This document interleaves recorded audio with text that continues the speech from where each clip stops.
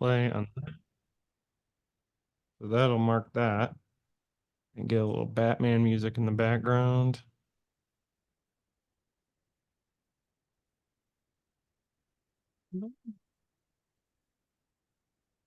Oh, welcome to the Zanzizi podcast on Christmas Day, Michael. Oh my Michael, gosh. Michael is my surprise guest, but it's not. Merry Christmas, everybody. Yay! Woo! The Midwest and the West Coast combine to create this ginormous ceremony. And today we're going to be talking about Batman Returns, my personal favorite Christmas movie. Wow. Okay. Yeah. Thank you for inviting me. I'm Michael Raparez of VidjagameApocalypse, and I play this city like a harp from hell. I love it.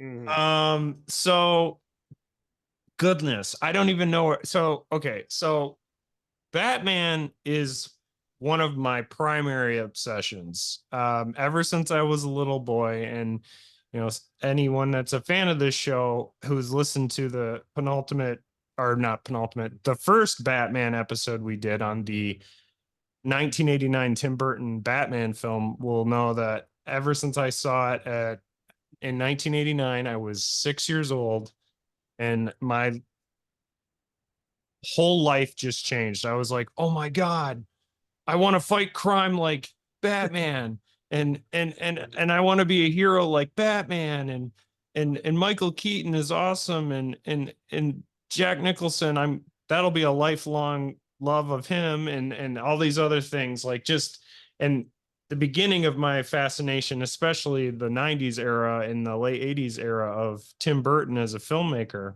Mhm. And I could gush all day about how much that's my favorite comic book movie to date. What is your experience, Michael, as the host of a video game podcast? You can talk about video games, everything. I want to hear it. What is your experience with The Dark Knight? I mean, very similar. I was aware of Batman for years before the '89 film, thanks to Super Friends and everything else that you got to watch as a kid in the '80s. Not really much of a comics person. I did like, The Dark Knight Returns, and been a fan of Batman ever since that first movie. Somehow missed this when it was in theaters, saw it years later and again years later, and then again last week. It is a weird, weird movie. Yeah. Especially like after, 30 years of comic book of superhero movies and deconstructions, and like going back to this, and it's still fairly early in Tim Burton's career. It's like I was sitting there like, what is this that is striking me as so weird? And it's like, this is basically, it's a kid's movie, but Mhm. through a very dark, Cabinet of Dr. Caligari-esque lens. German expressionist film, young Mhm, Tim Burton exactly. wearing his beret, showing his darkness. Hmm. But Hmm. at the same time, it is very much a silly children's movie. But Totally. I can also, imagine Tim Burton in a faux German accent going like, yes, the penguin, he will be a miserable freak from the sewers, and he will not be an aristocrat. He will be a monster who eats raw fish. And I don't know what accent that turned into, but Well, he's in some weird Dickensian Victorian child's sleeping outfit that somehow stretches out to fit his entire body for the remainder of the film. a filthy, filthy onesie. Yeah, I hadn't thought about that. That yes, that was probably what he was wearing as a baby and just wore it his whole life. When Pee Wee Herman dumped him in the river. Oh But God, I didn't even clock that. yeah, R.I.P. Paul Rubens. And I know you guys have mentioned him on Vidjagame, but what a loss. And he's great in this in his role. Um, what about the video games? Were you a big player of the games, especially like in Super NES and Not really. I mean, back then you had to be very selective about which games I played because they were very expensive. So it's just like I get like 3 or 4 of these a year, and then I can trade with friends. And none of my friends had Sunsoft Batman. I read Nintendo Power. I knew it was a big deal. I just never had a chance to play it until years and years later.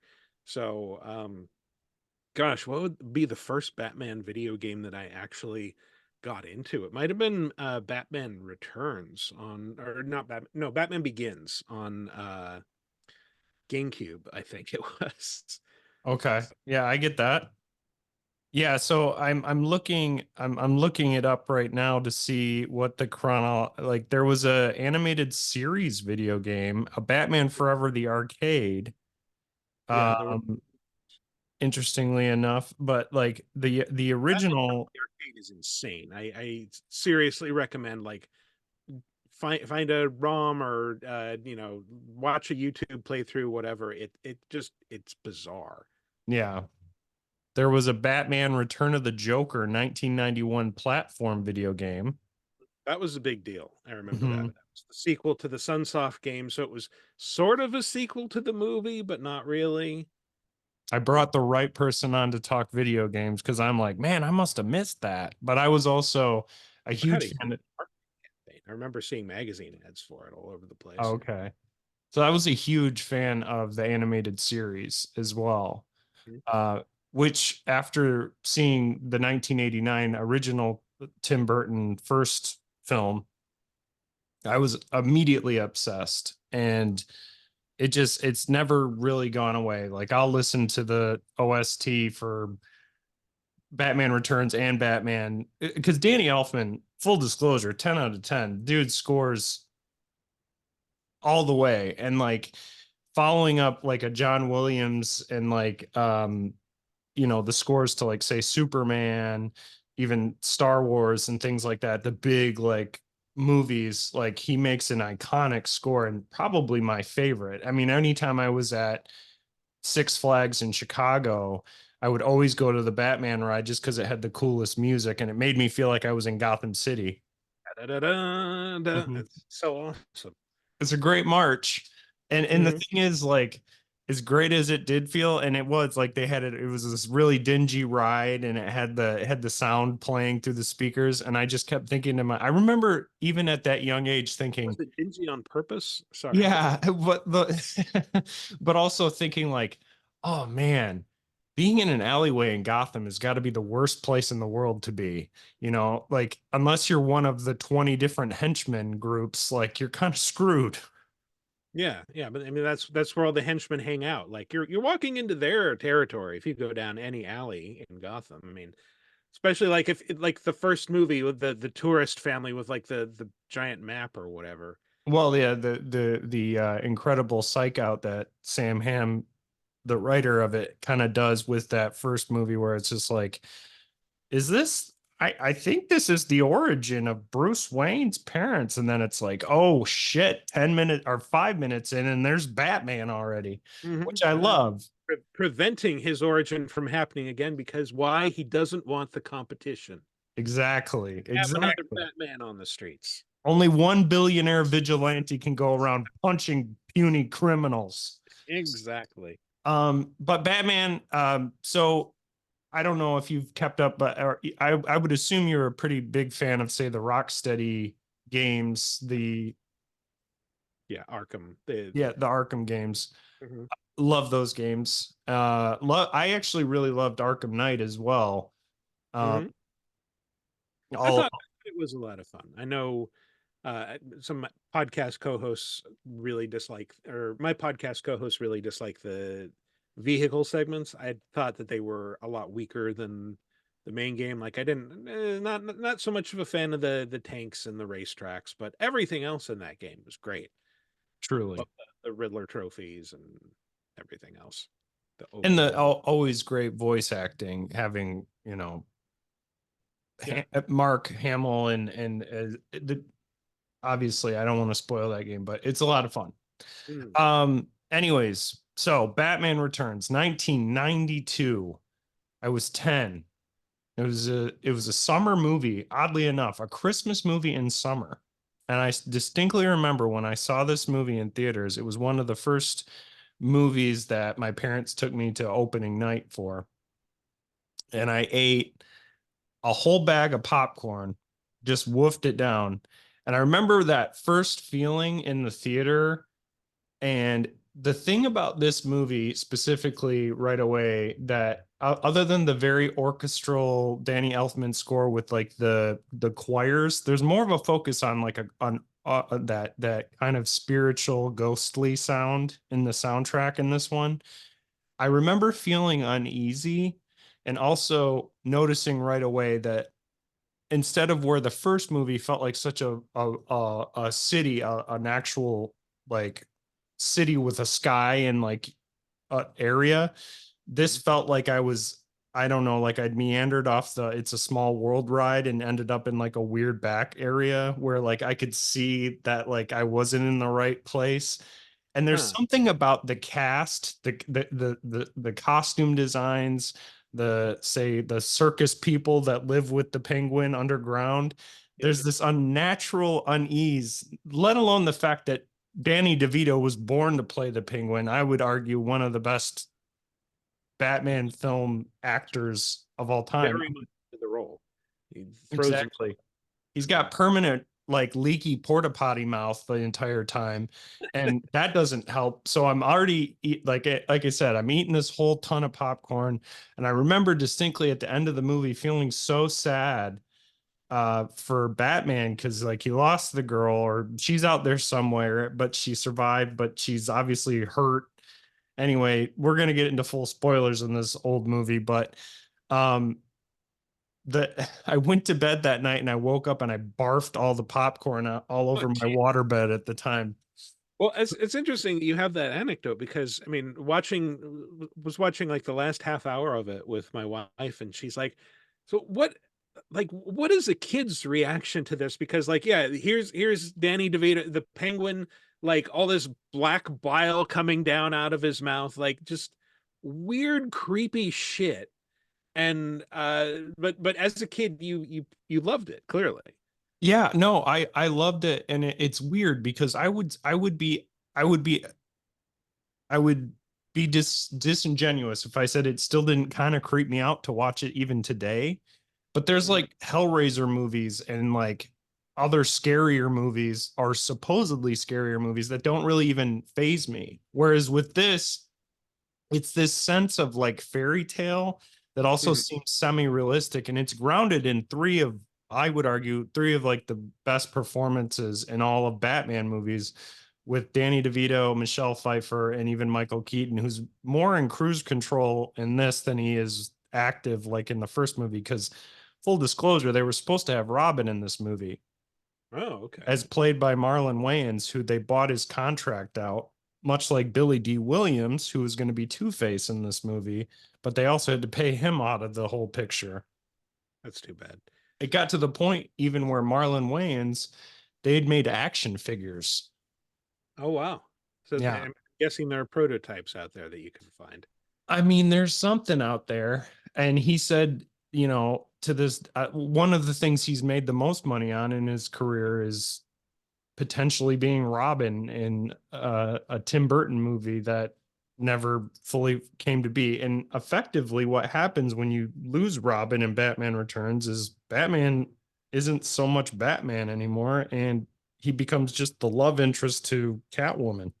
Yeah, it's a little bit strange. It's a more human take on Batman than the first movie, but then yeah, you have strange moments where they're fighting and she's like, "How could you? I'm a woman." And he's like, "Oh, sorry," and like just sort of shuffles over to her. It's like Yeah, that's a right. Batman thing to do. Like, "Oh, you're right, you're right." Uh And I say this is a Christmas movie because, like I said, it starts with like the snow falling and on the WB, and like you get the music and everything, and immediately we're introduced to the Cobblepot family proper, which I said, as we mentioned, is Paul Rubens, and also features an actress who played his love interest from Pee Wee's Big Adventure. okay. And it, So it's, are we to believe like this is what Pee-wee and his love interest did after that movie? They took all that movie money and decided to live like aristocrats in the 1940s or I mean, 18 version. well, whatever time Tim Yeah, Burton likes to set things, what that's the what the hell era is this? Because like you've got cars from the 40s with cars that are clearly from the 80s. I think at one point you see a computer on someone's desk. Selena Kyle has a modern answering machine, or modern for 1992. Like it's a weird time warp movie, and the best I can come up with is like it's supposed to be timeless like the comics. The comics could span any era, and so does the movie. I would agree. Um, I think what I like about it is it gives it that fairy tale vibe. Hmm. Yeah. As a kid, you're like, all adults just look are, peanuts Yeah. parents or whatever, like like whatever. Like we don't know what they do. As far as I know, they have jobs. I don't know what their job is, but they leave and then I go to school or I sit and eat cereal and watch, like you mentioned, Super Friends or Ren and Stimpy, and somehow things happen.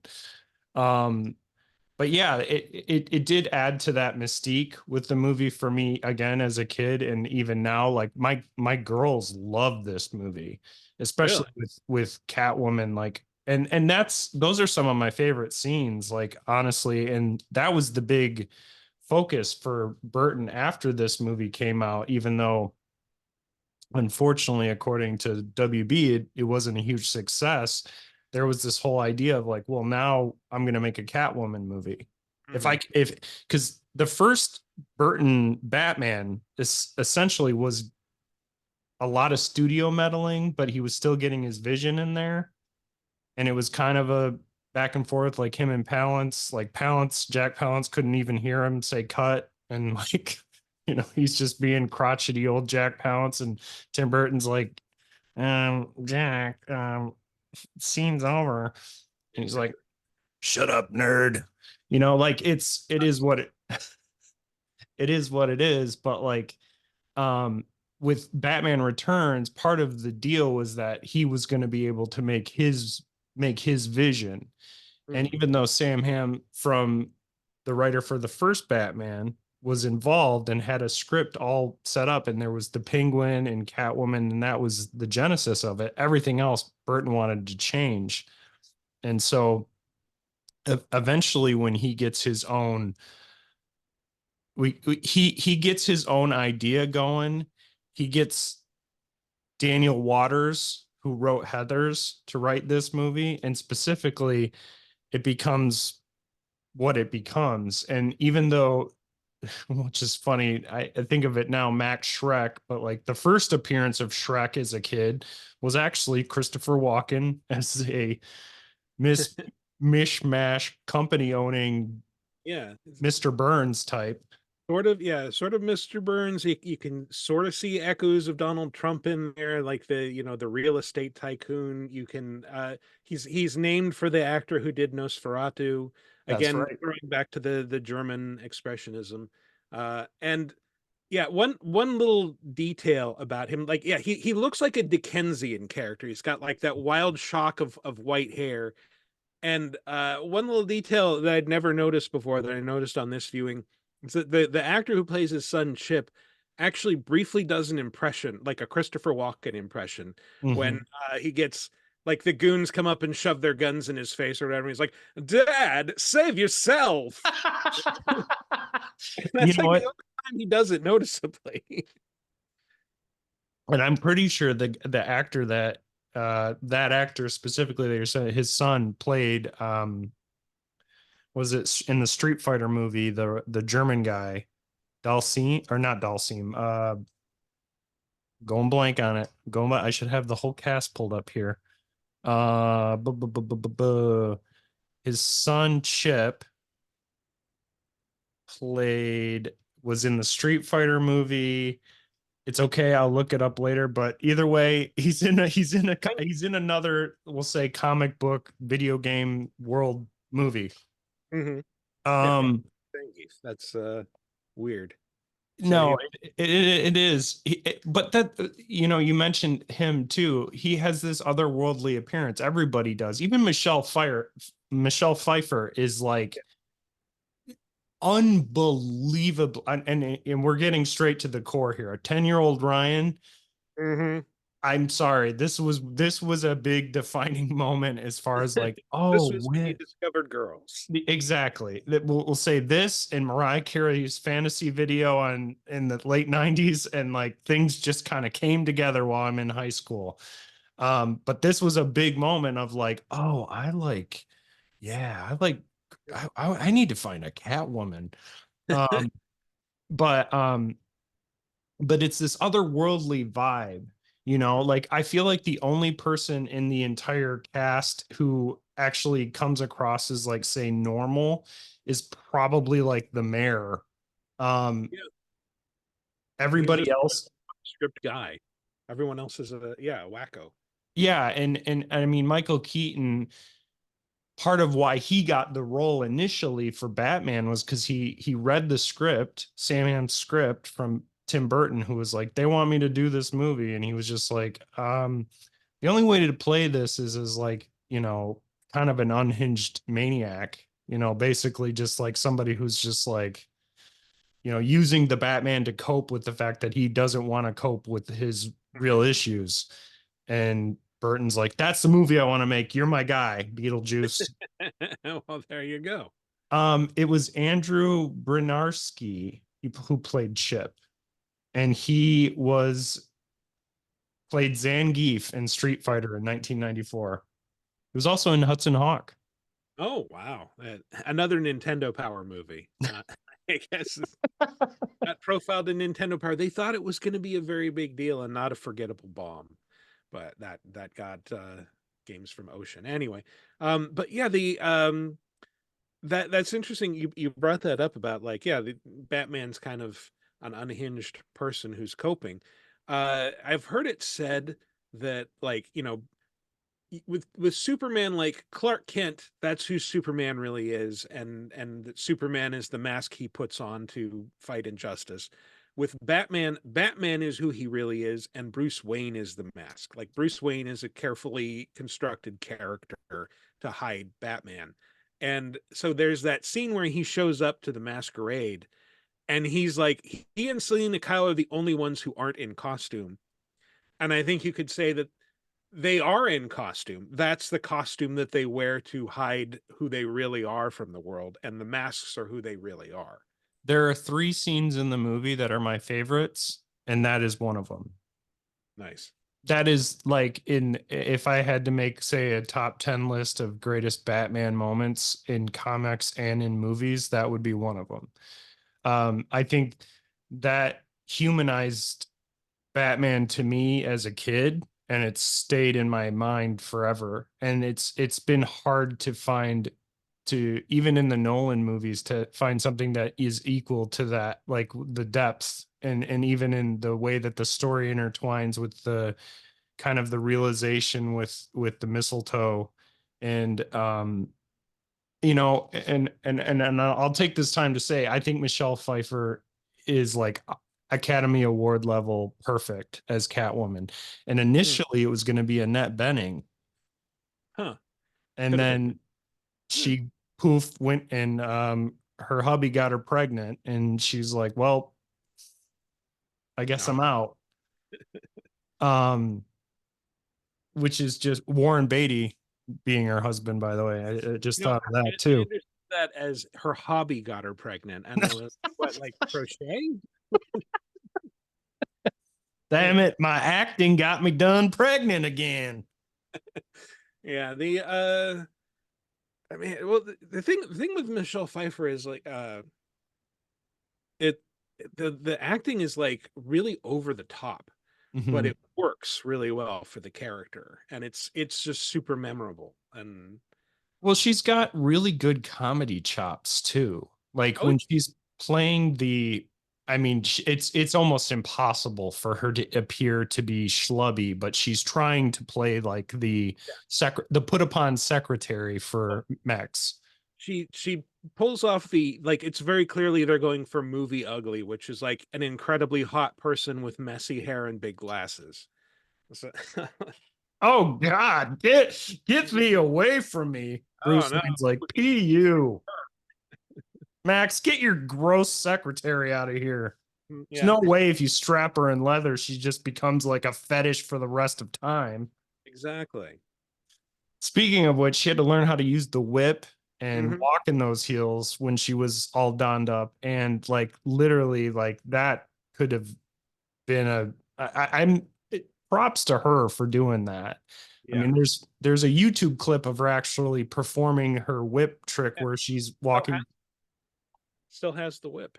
Yeah. And effectively knocking all the heads off the models, and the whole crew claps after she performs this while they're filming it, because it's just like, damn, she did it. This is Catwoman, folks. That's pretty fucking impressive. Yeah, for sure. But like we mentioned, Michelle Pfeiffer, amazing. Danny DeVito, there wasn't even a question. They literally were like, who's going to be Danny DeVito? Okay, perfect.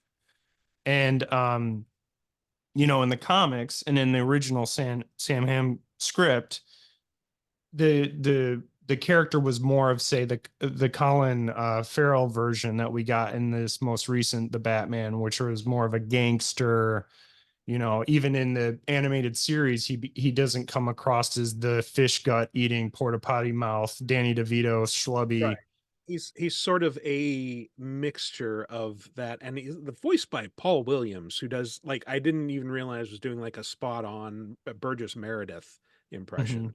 But yeah, he, like, the Penguin is supposed to be, originally he was like an aristocratic gangster, like, he's dressed like a well-to-do person from the 30s or 40s, and he's just a thief, and yeah, they turned him into a weird mutant in this, and Mm-hmm. it works. It's and they carry that over with the flipper hands into the animated series, but it's a very different character. It's not the screaming, uh, vomiting, whatever, super creepy.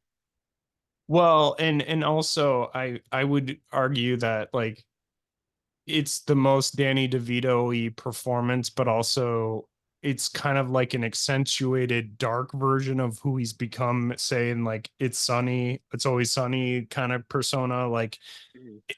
he I know that he loves it, and I know that Jack Nicholson was all for him doing it. And like they are obviously buds. I mean, going back to One Flew Over the Cuckoo's Nest and all that. Um, but you have like little Tim Burton touches too, because even the script that Daniel Waters did for this particular movie, Coming from Heather's, it has the fun stuff like will blow their erogenous zone sky high or whatever, stuff Again, like that. kids movie. What what is that line? Exactly. But it's fun, and you can tell who it's coming from. But like you got like Vincent Scavelli as the organ grinder, so you got like these great character actor guys. Um, you have Jan Hooks in during the sequence where the very memorable is Little Ryan when the guy gets his nose bit. Um, Mhm. Probably the only, like, other than his mouth, like the only real gore that you see in the film. Um, but like the carnival specifically was a Burton choice, Of and course it was. it's Very Burton choice. yeah, it has that vibe. I mean, as soon as you see like motorcycle guy with the skeleton head just roll up, it's interesting because it does feel, especially in those sequences where Batman just kind of rolls up and clicks his car into lock and just starts punching carnival folk around. Like it does feel kind of like the old TV series because they're just like, what are they doing? I mean, they're just kind of standing around looking pretty, being like, Yeah, well, that's the thing. I couldn't stop wondering about the gang. Like, so is their deal that, like, they're like a circus troupe who just dress in their filthy costumes 24 hours a day. They hang out in a sewer underneath an abandoned zoo, and presumably they found baby Oswald and raised him. Because, like, I can't imagine, they don't have that vibe of like, yes, they're a gang that Penguin formed and they're all criminals who just dress this way. It's like I feel like they're primarily performers, right. and they've just suddenly, they've all together decided to live in this sewer and be basically homeless. So I like that idea because, and I think it's intentionally kind of vague. Like most of the henchman stories, I mean, that could be a great premise for an episode of, say, the animated series. Like, what's your story, man? I just started working for the Riddler gang. I'm getting real tired of figuring out riddles, but the pay's better than the Penguin Yeah. group. Like that's the type of dialogue that you hear in Arkham City all the time. Like, Right. oh, you started working for Joker's crew. Oh, is it better than Two Faces? What's the 401k look like for this group? Does it roll over? Which one is more likely to kill one of his henchmen? Wow. Fit of anger. It's probably Calendar Man. His group sucks. But there's an interesting kind of imagination quality that tends to happen with this movie and even the first Batman, where it is kind of like, I think, meant to be vague, because this movie specifically just kind of flows. It doesn't necessarily feel like there's a focus or anything. It's more about the interactions. Um, yeah, I mean, obviously, like you said, Oswald's been basically thrown into the gutter and Yep. been raised with this carnival troupe. And when we meet him full on, it's kind of like, basically he's bartering with Max Shrek, being like, "Hey, what you flush down, I keep, and I know all your secrets," which is a cool angle, and it's one that Daniel Weathers uh basically put into the script, like, or Waters, sorry, I said Weathers. Um, it's a cool angle, the idea that, like, don't fuck with me. I know all your secrets. And essentially, when Selena Kyle, Michelle Pfeiffer's character, finds out that, there's this whole black bad dealing with Max Shrek, and she knows his secrets, and he's this rich, powerful guy, he says, eh? And then pushes her out the window and makes her into Catwoman, Mm-hmm. which Yep. is an interesting thing. But what I love about this sequence, other than the fact that it's shot beautifully, the sound is amazing on my TV, and like surround sound, which, as she's transformed, the score is amazing. But the contrast of the first sequence when she gets to her home, and the comedy of, like, "Oh, that's right, honey, I'm home, no one's here," huh. Sort of And then she stumbles gets around, there destroying her possessions, and it etc. becomes hell here. Yeah. um but what I love is how it shows her transformation really as a character when she's listening to the message and she's triggered, and it becomes this thing that everybody can kind of relate to, like, when you've hit your limit. And I remember thinking, like, I think I've seen my mom get that mad before, like when she's dealing with my her ex or whatever, or like just the way that people get triggered naturally.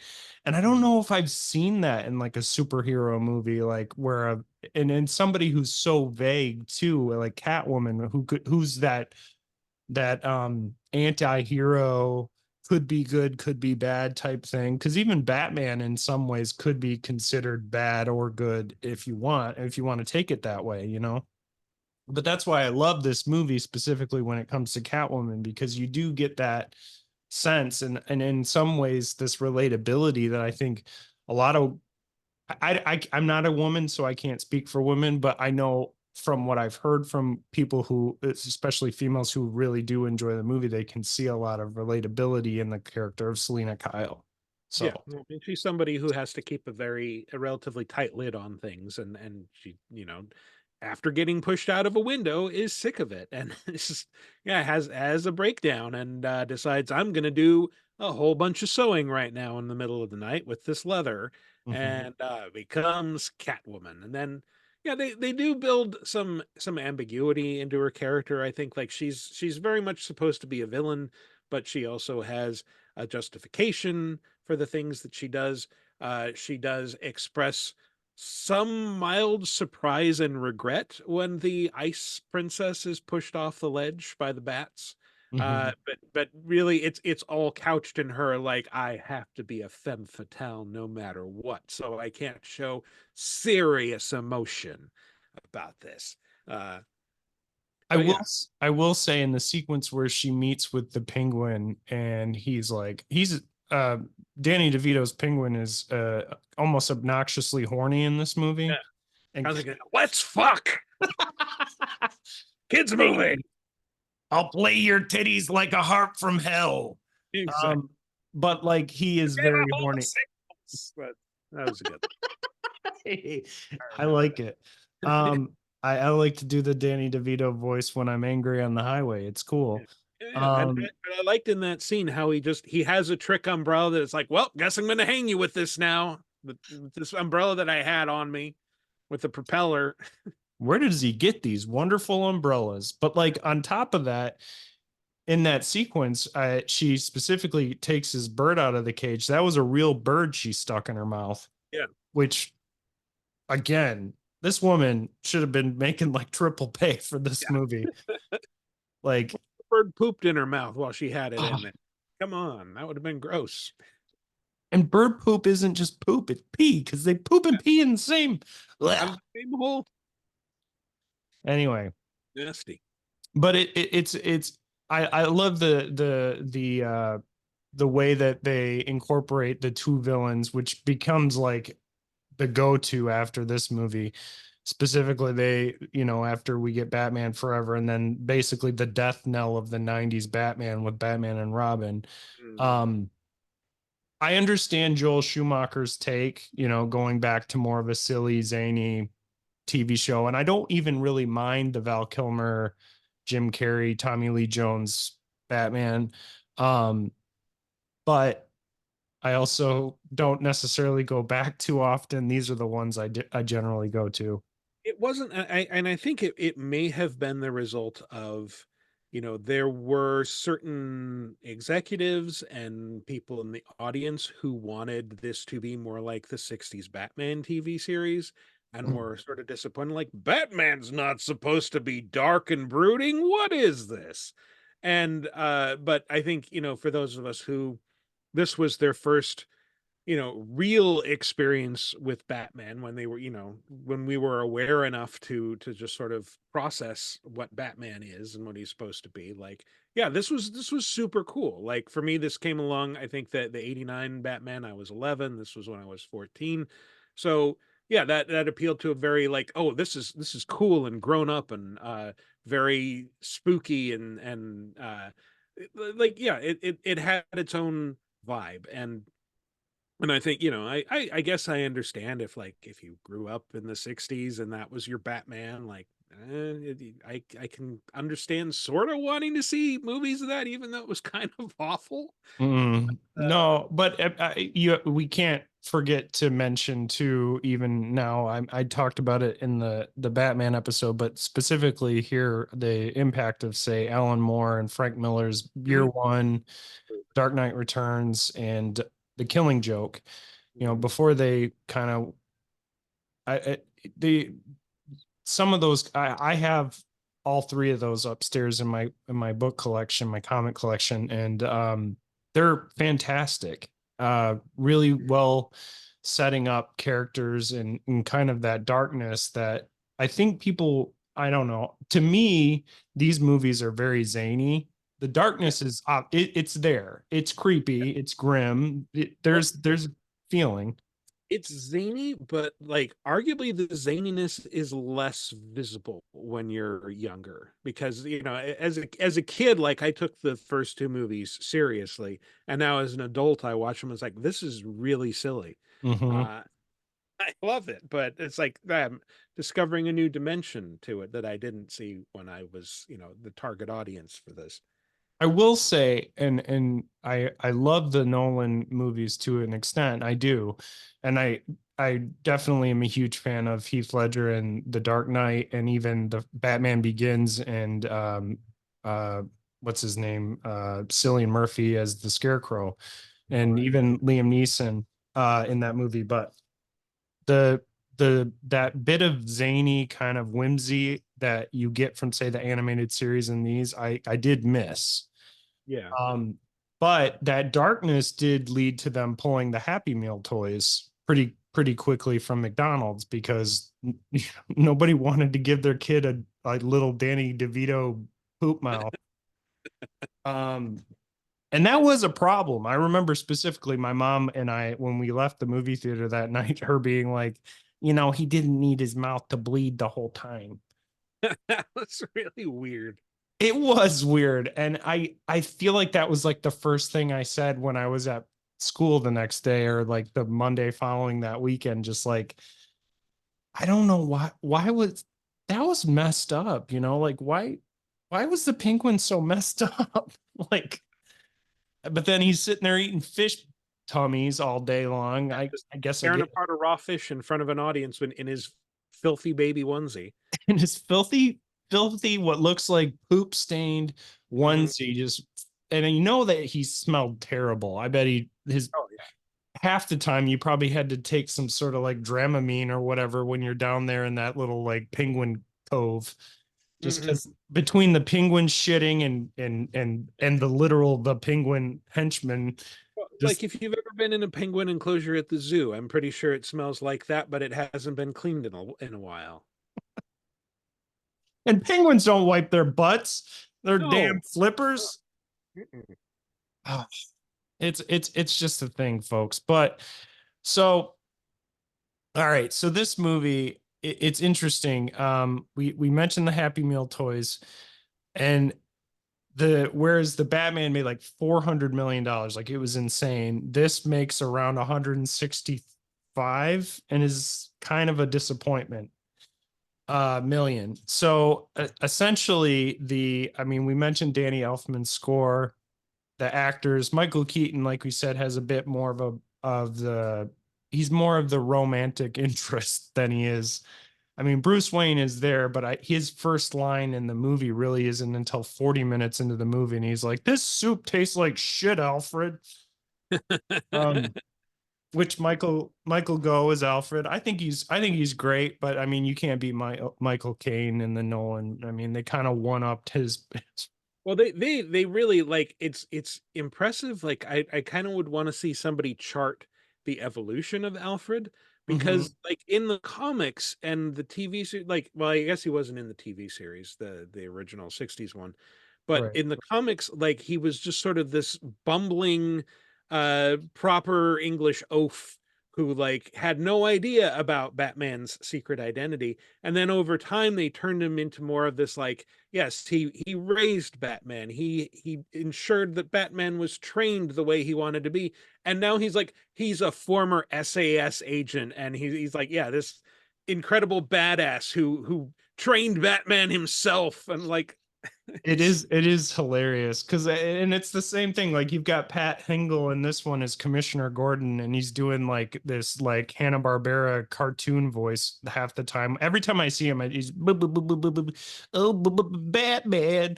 Like literally, a president comes in and they're like, "Call Batman."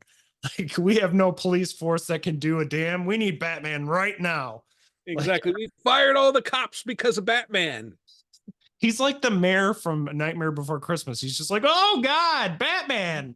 Yeah, exactly. He's Batman's sidekick, basically. Yeah, and I do like Gordon in the comics and even in the Nolan. Like obviously, you get Gary Oldman to do anything, it like elevates it. And I think his speech at the end of The Dark Knight is one of my favorite, one another of favorite Batman moments. But like this movie again has that zany air to it, so I'm less apt to not like that. But we mentioned Christopher Walken as Max Shrek. I think that performance is good. I think he does a great job. This is like a snack version of Christopher Walken too. He's looking good. He's got like cartoon scientist hair in this.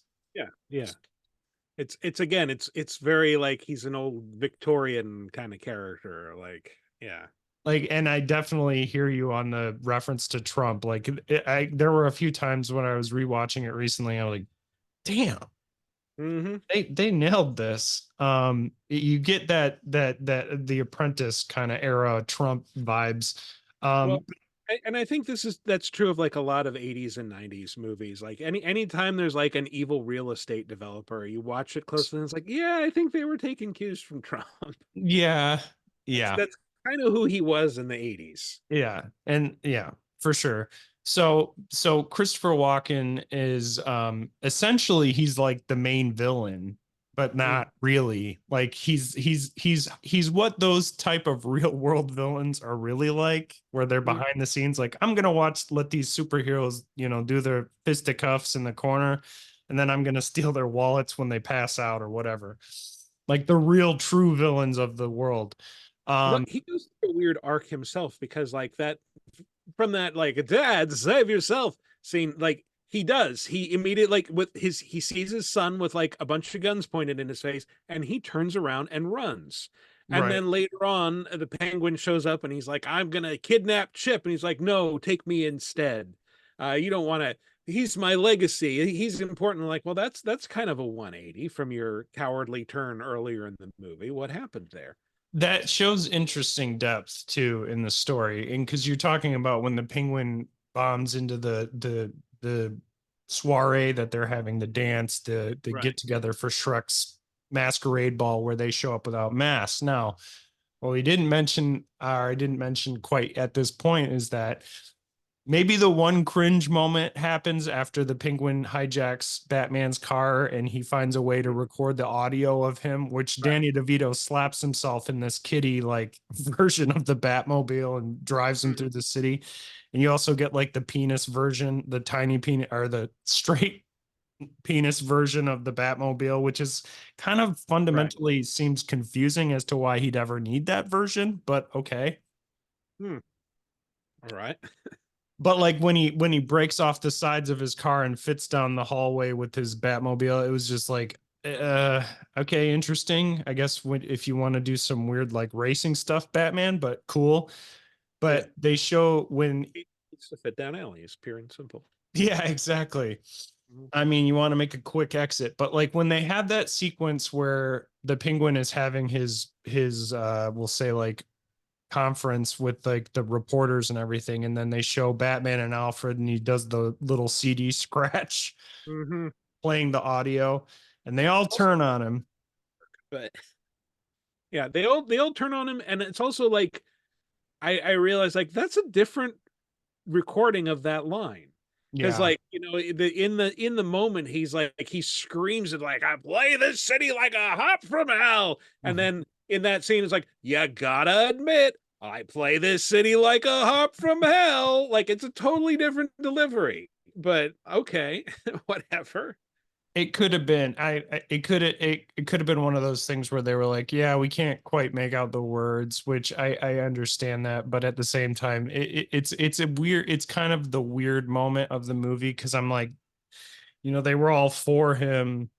And like even Batman, I mean, Bruce Wayne is like, well, and he lost his family. He's an orphan like me. I feel bad for him. And then they get that weird shot of him just like cruising in the Batmobile, kind of watching him like, Yeah, like I don't trust this guy, and yeah, he sees him. He's like going through all the birth records, mhm. and yes, the purported reason for this is that like he's trying to find his own parents, but it's like, no, no, no, no, no, this is all an act. He knows exactly who his parents are, he knows exactly who he is, and he's up to something else. And yes, we find out that he's actually figuring out like who the firstborn sons are of every rich family in Gotham, and then his plan is to kidnap them all in the middle of the night. And it's a very poorly thought out plan because it's just like they drive around in a slow moving kiddie train with like just a handful of gang members running into houses and snatching babies and putting them in little cages. They get about like 10 feet with that before Batman steps in. Basically. And then your new toy shows up in this, you know, the Bat Raft Right. shooting Yeah. Wave Race 64 style down a tube. Bat foil or whatever. Yeah. I remember thinking it was cool, but also thinking like the only way he's going to use that is if it's in a tube, I guess. I don't know, which is interesting, but I guess, if you're eccentric, crazy Bruce Wayne, you just make all your toys. had it built, like I might have to drive really fast through a gigantic sewer tunnel one of these days. And, I just want to be prepared. Right. But it's a fun sequence. I appreciate all the little penguins with rockets on their backs. Oh my God. Yeah. Little rocket penguins. And he's so upset that, like, they end up blowing them, a lot of them blow themselves up. It's like, that's what you were gonna do. You were sending them out as suicide bombers. What? Right. And then he gets mad and he shoots one of his oafish type carnival people. And I felt bad for that guy at the moment. I feel bad every time I watch it because he's just trying to help. He's like, boss, this is gonna end bad. Like, Kidnapping babies. That isn't that a little, and then he just trails off and gets shot. It's like, no, it's a lot. Like, yeah. Which forget. is, I mean, to the movie's credit, he goes full hog evil at the end, which I appreciate. I Yeah. feel like maybe there's not a lot of redeeming qualities because he's just pretty far gone after he's been, you know, thrown in. I mean, I guess even as a baby, he eats a cat or whatever he does to that poor kitty, but like, There's nothing redeeming about Penguin. no, Like, no, well, it's just an accident of birth, and he was raised without love. But at the end, like, no, he's not misunderstood. He's just an awful guy. he's a horny, Hmm. gingivitis written Yep. little man. Yep. Nothing good about him. And there's No. there's some redeeming things about Catwoman, and you could even say there's some redeeming things about Max Shrek, but Penguin is just pure evil. And he wants you to think he's misunderstood, but no, No. nothing could be further from the truth. So I mentioned Annette Bening was initially secured the role, but had to drop out for being pregnant. They were actually these were different actresses that were lobbying for the part. Ellen Barkin, Cher, Bridget Fonda, Jennifer Jason Leigh, Madonna, Julie Newmar, who would have been the Oh, original Catwoman, huh. Lena Olin, who's a beautiful woman. I mean, they're all beautiful. Susan Sarandon, Raquel Welch, and Kim Basinger. Just Do you have Sean Young in that list? yes. However, the most prominent candidate was Sean Young, who was cast as Val in Batman before she was injured. She got a horse injury at the time. Young went to the Warner Brothers lot in a homemade Catwoman costume for an impromptu audition for Burton, who reportedly hid under his desk. Jesus. Uh, Uh, yeah, she that I think she wore it on like a talk show too. She And shared video of her efforts with Entertainment Tonight, and Warner Brothers said that Young did not fit their vision of Catwoman. mhm. Well, yeah, she was wearing like a garbage bag or something. Was not a great look. She's like, I pooped in a litter box for a week, guys. Yeah. Oh boy, that's crazy.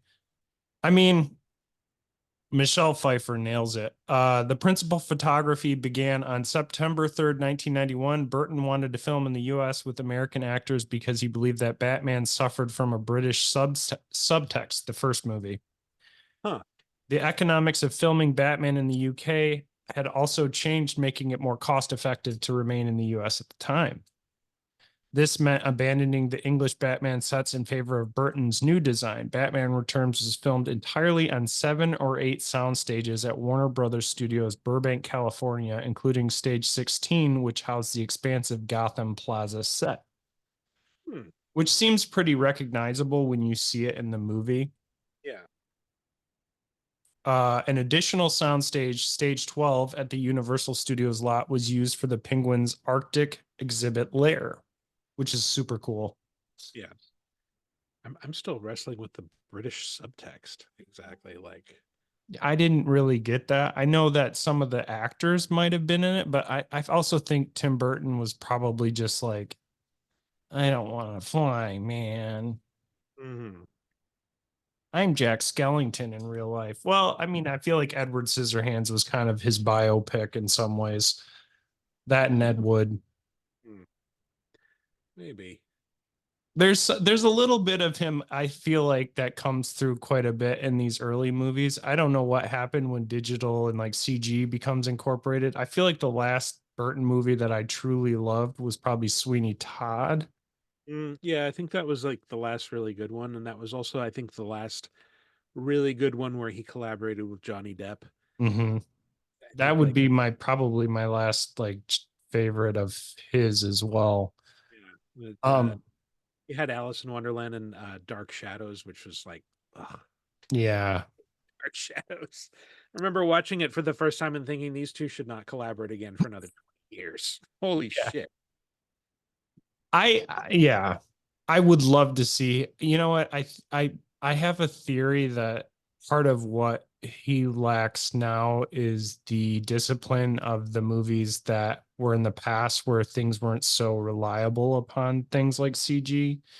Mhm. Um, I just like it when he's got light hitting things and people in rooms and Yeah. because there's certain shots in that first Batman that are just so we mentioned in the off the top of the episode kind of his German expressionistic film like inspiration or like the Metropolis vibes, the Fritz Lang kind of vibes that he likes to incorporate into things. And like in this and the in the first Batman and Edward Scissorhands, there's just this vibe, this incredible vibe that he's able to capture that is authentic, and also you can see his influences. Yeah. Some of the sets were kept very cold for the live Emperor Black-footed and King penguins that were used in the film. Hmm. The birds were flown in on a refrigerated airplane for filming and had a refrigerated waiting area with a swimming pool stocked with half a ton of ice daily and fresh fish. So Wow. That could not have been cheap. we're part of the Penguin Union. Yeah, and yet they couldn't have trained four of them to act as pallbearers at the end to dump the penguin's body into the water. That's It was I, clearly four little people in costumes. there's always this part of me that wants to just laugh like that every time I see that. It's one of my favorite scenes too. It's not in the, top whatever, but like I just love watching him get because he just looks like a lump of shit getting dragged into the water. And I don't know. It's so comic booky, but just so silly and so Mhm. perfect. But Oh, let's drag him down and dump him in the sewer, face down. goodbye, Dad.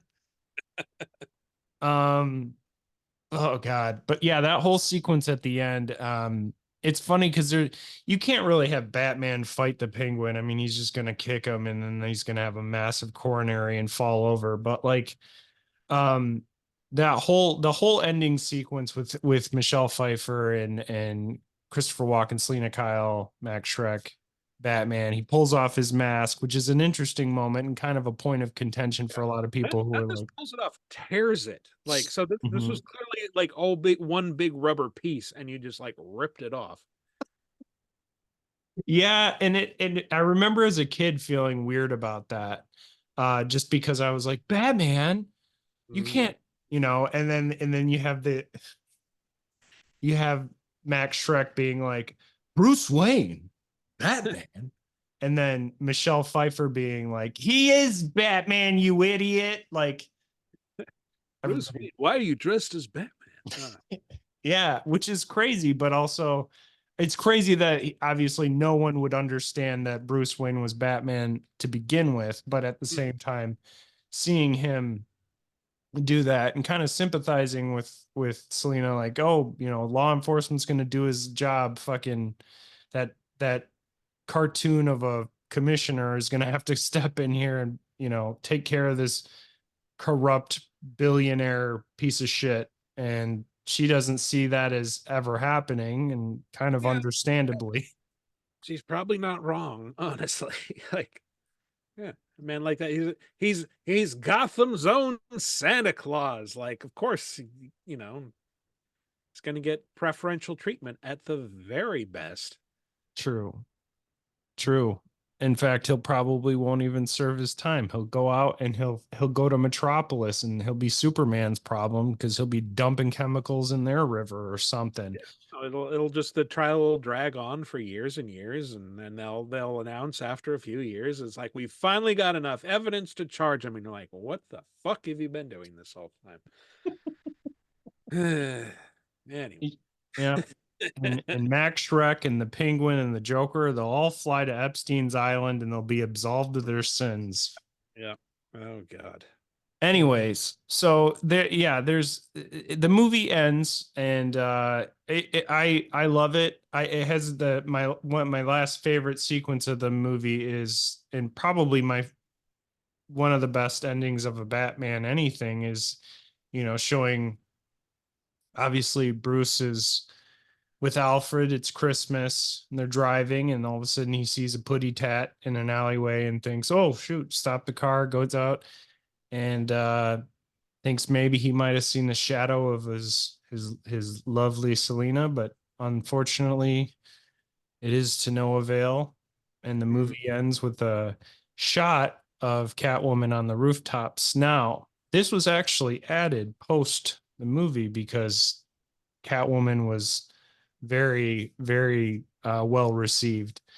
But unfortunately, they couldn't get Michelle Pfeiffer for the shot. They had to actually build a robot for that final shot. What?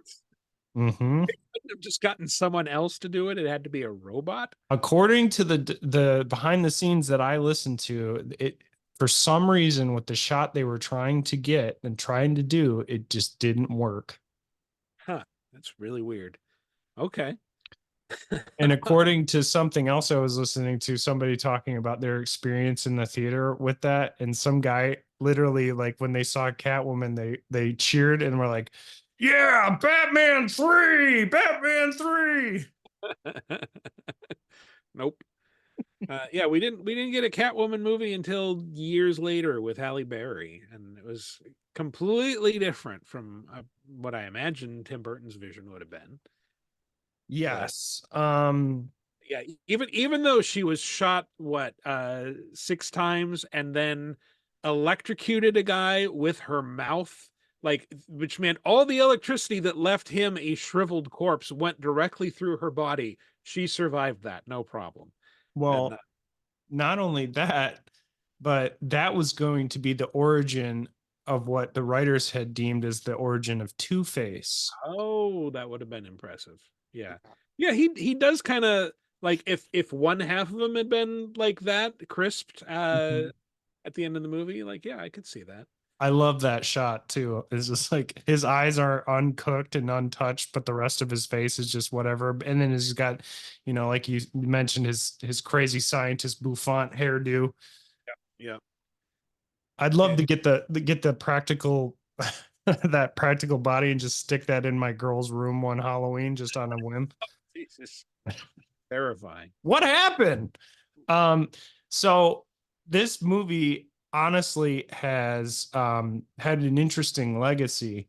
Uh, there were retrospectives in the 2010s and 2020s noted that Batman Returns had developed an enduring legacy since its release, with comic book resources describing it as the most iconic comic book film ever made, although initially criticized for its mix of the superhero and film noir genres. The film established trends toward dark tones and complex characters, which have since become an expectation of many blockbusters. Oh yeah. Some writers said that its disturbing imagery, exploration of morality, and satire of corporate politics seemed even more relevant in the present day, as did the themes of prejudice and feminism explored in Catwoman. Burton said he believed Batman Returns was exploring new territory at the time, but it might be considered tame by modern standards. According to The Ringer, Burton's weird and unsettling sequel enabled future auteurs such as Christopher Nolan, Peter Jackson, and Sam Raimi to move into mainstream films. That makes sense. Yeah, it is a very, like I said at the top of the show, it is a very strange film. But it like groundbreaking for its time to be sure. And like even though it's aged kind of strangely, like it's still very interesting. It's a Mhm. really interesting film. Like you can't come away with it without some opinion of it. Like it's memorable. It persists and like just makes strange choices that really work in its favor, I think.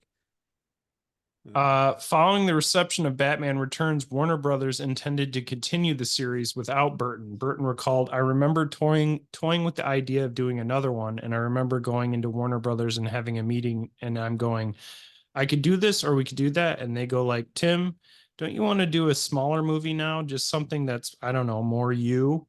After half an hour into the meeting, I go, "You don't want me to make another one, do you?" So we just stopped it right there. Oh man, that's a But shame. it sounds like he was into the idea. The movie he had been reportedly been titled Batman Continues. Yeah. Well, yeah, I do wonder how much of that meeting was because it's like, well, the first one made like less than half of, or the second one made like less than half of what the first one made. So we're like, are we going to have diminishing returns? Is the third one going to be a bomb? Maybe we stop now and take it in a new direction. Like I can sort of see the executives' perspective there, but I think that in terms of the legacy of that franchise, that was the wrong call. They should have just let Tim Burton run it into the ground. Well, by the mid 1990s, Burton and Daniel Waters were signed to direct a Catwoman centered film starring Michelle Pfeiffer. Mhm. Waters' plot depicted Catwoman as an amnesiac after her injuries at the end of Batman Returns, who ends up in the Las Vegas like Oasisburg and confronts publicly virtuous male superheroes who are secretly corrupt. Oasisburg. So it would have been like the boys before the boys. Exactly. Interesting. Interesting. Burton and Pfeiffer took on other projects in the interim and lost interest in the film, Mm, unfortunately. well, too bad. And Could then Halle Berry's Catwoman came out in 2004, which was critically panned and is considered one of the worst comic book films ever made. I remember she actually showed up in person to accept her golden Razzie and was like, "Thank you very much. I hope to never see any of you again." That Very was a good sport. yeah, yeah. But yeah, I mean, I guess part of the thing with this movie is like you said, it's a kind of a with it just being part of two movies and really being kind of a vision of at the time an auteur. Um, I just really appreciate the movie for its originality, and it is a Christmas movie. It feels like it looks like a Christmas movie. Um, and it's original and like I said, and I don't know. I know the phrase is kind of tired, but they don't make them like they used to, it seems. Mhm. And that's why I love movies. And that's really our episode, ladies and gentlemen. See Batman Returns, a over Absolutely. 30-year movie. Really, one of the maybe least festive and colorful Christmas movies that I've seen. Like thinking about it, like thinking about the Ice Princess. It's like she's wearing a gray leotard, teddy, whatever that is that she's wearing, whatever you would call that. Mhm. But like, yeah, and if this was in real life, wouldn't it be like red or green or something? Wouldn't it have color? But like, there's deliberately very little color in this. Everything is kind of shades of gray, and I think that that speaks to a number of things. It's symbolism that Burton's putting in there, and just like everything harkens back to film noir and expressionism, and it's supposed to have a very 1920s esque kind of look. Um, but yeah, very gray movie, but great otherwise. Yeah. Yeah, and memorable. And Mhm. that's the thing is my kids like are kind of the register for me as far as if something is actually interesting, especially with them all having their own devices and things. And Mhm. they all tune into that when it's on. Yep. Because and it's not just because dad is Bat Dad or Rat Mhm. Dad at least, but Bat Dad according to my youngest. And when I watch it, I usually have my own little throw-ins that well, you see this scene is kind of similar to the Joker in The Killing Joke because he you know, but that's another Batman properties. And Batman Returns specifically, I think what they really enjoy is Michelle Pfeiffer as Catwoman. Yeah, And he's that's definitely the understandable. highlight. I think you could almost make this without Batman, honestly. Like you could take out a lot of his scenes and fill them in with, you know, Catwoman doing similar things, and I mean, it it could would. literally just be the henchmen like conversing after they get done dealing with Batman. Like half of them are all wounded. Like, Mhm. boss, who's gonna put arm? Who's gonna put Gary's arm back in the socket? It got knocked out, and we got Devil Guy over there. He's on fire. Um, who's gonna put that out?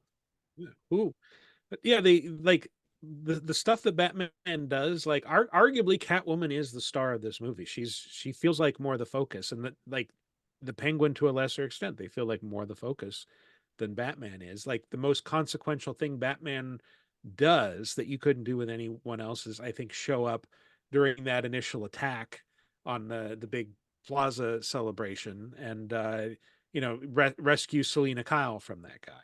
And then the rest of it is just like, yeah, no, this is important. Like, you know, he's being driven around, he's being framed, etc. But you could take that out, and it Mhm. like that wouldn't be the most important thing in the movie. Uh, Yeah, I don't. I agree. No, you're right. You're right. That's an interesting take too. I never, because I'd always realized that as a Batman fan, I I didn't feel like I was lacking for Batman in the movie, if that makes any sense. Like it felt like he was still there. Almost like Yeah, he doesn't feel diminished, but it does no. not And he, necessarily the focus. and Keaton was paid well for it. I mean, everybody who came back, Michael Gough, Pat Hingle, um, even Billy D. Williams, who didn't come back, who was paid off to not be in it, got paid well.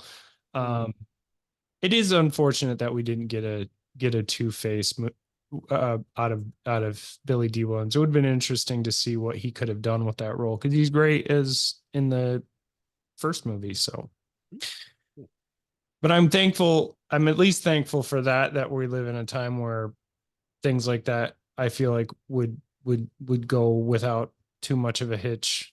Granted, at the time it was still kind of a rough area with things. I mean, in that era, you couldn't really have anybody of say LGBTQ Yeah, without it being like a big him haw to do. But exactly. um, it's a fun movie, and this has been your episode, ladies and gentlemen, boys and girls. Michael, tell the fine folks again. Thank you for graciously coming on the show. Thank you So, for having me. This has been a lot of fun. yeah, man, it's Thanks always for the fun with you. opportunity to the excuse to watch this again. Totally, totally. So, what's been going on with VidjagameApocalypse? Where can we check out the newest episode? Oh, we are in the midst, as of this recording, we are in the midst of our Game of the Year stuff. We will be wrapping that up the day after we wrap this recording. So by the time you hear this Christmas Day, you will be able to listen to our top 10 games of the year for 2023, spread out across two separate episodes, because there's a lot of discussion. We have a lot of different people on, rotating in and out. So each episode, at least the first episode, was, I think, a little over 2 hours, and that's just talking about numbers 10 through 6. And then yeah, we've got a bunch of people. If you're a fan of Video Game Apocalypse at all, if you've ever listened to us, you'll hear a lot of familiar voices coming in and out, a lot of industry professionals. It's a fun time. But yes, you can find us at what are we at these days? VidjagameApocalypse.libsyn.com. Libsyn. Nice. Yeah, I can put the link in the description for this episode on the YouTube and the episodes proper on Spotify, Apple, Podbean, whatever you guys like to use. Wherever podcasts are sold. And just the important thing is that we're not Video Game Apocalypse. I'm not misspelling that. It's or mispronouncing that. It's Vidja Game. VIDJA. Exactly. And he's been on quite a few so far. We've had him on duels. We've had you on. Esther's. That's right. And there's, and maybe I'll link under this, the YouTube video, which you should follow at Zan's Easy Podcast on YouTube. You can see more episodes of us on here together, and follow and like and subscribe and do all the things, and rate and subscribe Michael, and join his Patreon, the Laser Time Patreon. I just joined recently. Patreon.com/lasertime. Thank you for your support. Of course, my friend. I love your show. I listened to the part one on the best of, and I was like, I was And really well, I was enjoying it because I was thinking well, one, I haven't played Sea of Stars, so it was nice to hear what people had to say about that, and now I have a reason to. But then I was listening to people talk about the Resident Evil 4 remake, and I was like, I need to play the DLC. And then thinking about Dave the Diver. Well, was Dave the Diver part of your first five? yes. Yeah. Okay. Yes. Okay. I wanna I've been say obsessed with that recently, so it's super good. it's amazing. But anyways, Batman Returns is amazing. You should watch it and like our show, and check out Batman Original and read the comics. I love Batman. Happy holidays, everyone. We'll see you next week for our end of the season wrap up show. But this has been the season finale of season one. Thank you for joining me, Michael. Oh, thank you. This is an honor to be part of the season finale. For Awesome. sure. For sure. Thank you. And have a great one, ladies and gentlemen. Cool. Thanks. All right. Save